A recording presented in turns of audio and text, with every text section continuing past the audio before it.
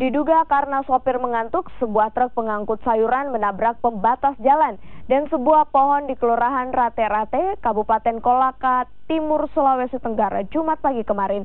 Akibatnya 2 orang asisten sopir dibawa ke rumah sakit karena mengalami luka serius. Mobil truk 10 roda yang membuat sayuran dari Kabupaten Enrekang, Sulawesi Selatan terguling akibat menabrak sebuah pembatas jalan dan sebuah pohon. Akibatnya seluruh muatan truk tumpah ke jalan. Selain itu, 2 asisten sopir yang mengalami luka serius terpaksa harus dibawa ke rumah sakit. Kecelakaan tunggal ini diduga karena sopir mengantuk sehingga tidak dapat mengendalikan kendaraannya. Polisi pun terpaksa membawa sopir ke kantor polisi untuk dimintai keterangan. Sementara itu, kondisi truk mengalami rusak parah. Tidur mungkin di mobil? Enggak tidur juga. Enggak ada jurus.